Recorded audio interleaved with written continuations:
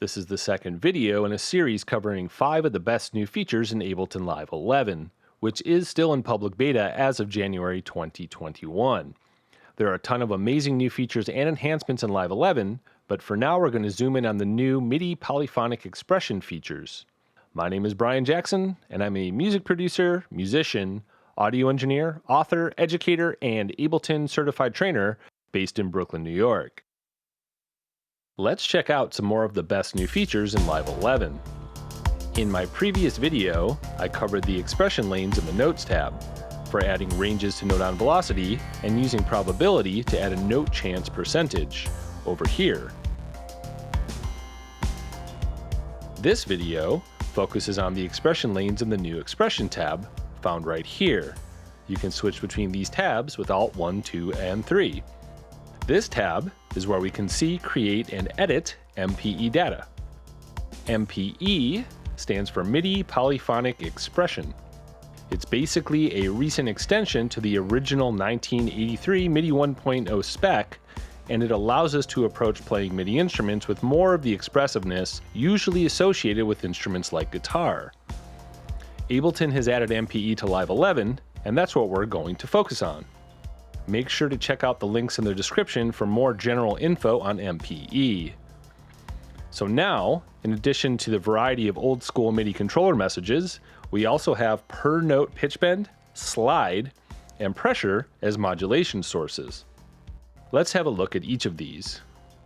To see which Ableton devices support MPE, just look on the right side of the device title bar.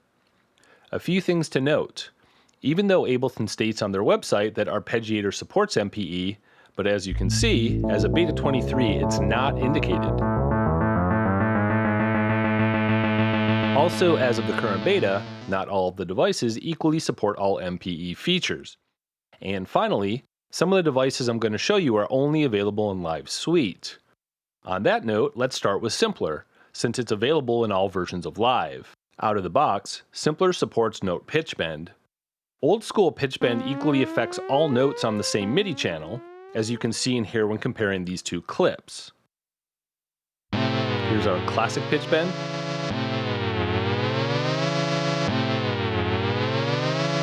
And now, let's check out note pitch bend.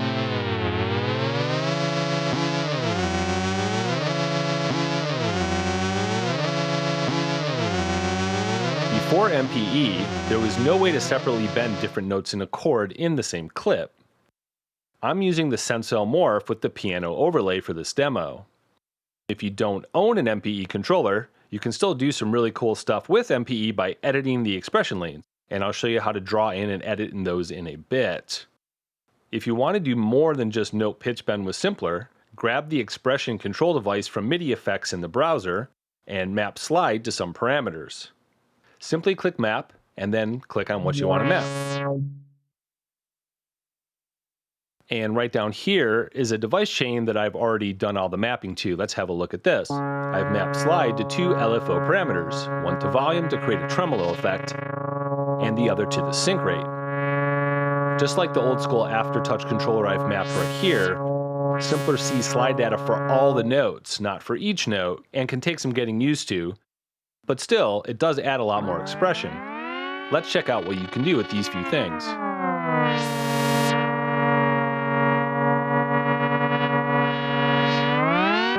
The expression control device is really worth checking out, even if not working with MPE. What if we want more MPE control of each note? For this, we're going to jump over to Sampler.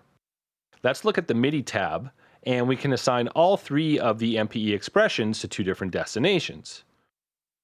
Unlike with the expression control device that's sending Simpler info, which is treated more like we're actually turning the knobs ourselves, using Sampler's built-in options is true modulation of the parameters.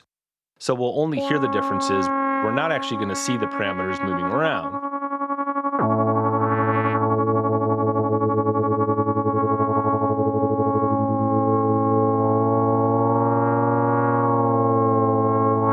To see all the features in action, let's just jump right over to Wavetable. And in this example, I'm using a simple patch with just one oscillator and one filter. And over here in the MPE modulation matrix, you can see that I've assigned the note pitch bend to be the maximum 48 semitones, or 4 octaves. I've assigned slide to the wavetable position, which would be the equivalent of this slider right over here. And then down below where you can see the wavetable, I've added pressure to the current effect mode parameters that I have assigned.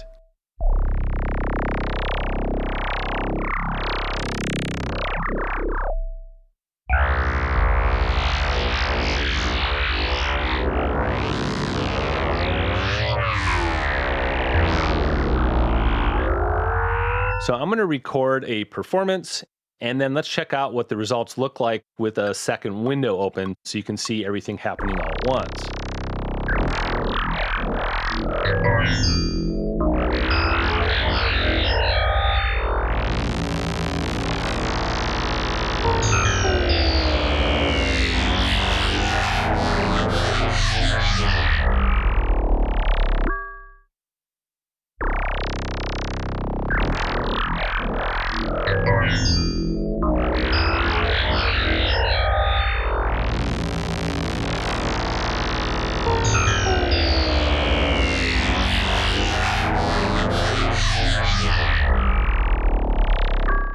Before wrapping up, let's look at what I did with these performances simply by editing MPE expression lanes and not created by using the morph. In the last video, I'd started working on this track already, and this is the bass part that I had some pitch bend on, and you'll see here in the piano roll, basically all I did was click on a note. You have to select the note, and then I turned draw mode off, or made sure draw mode was off, created some breakpoints, and then moved them around like any other automation. On this weird guitar wavetable patch, I drew in some pitch bend, and then I used the expression lanes to draw in slide and pressure, again with draw mode off, so I could get these kind of smooth curves. If you turn draw mode on, the envelopes will behave just like automation and will snap to the current grid, or if you have the grid disabled, you can draw freehand. And obviously there's a lot of interesting things you can do with this after you play around a bit. So combined with the new features that I covered in the first video of this series, we can see that Live 11 is really cool for adding expression to performances, whether we're recording with an MPE controller or we're just doing some drawing or editing of the expression data. In the next video, I'm going to show you some of the new audio effects devices that were used in this set, and we'll keep going with this little song here.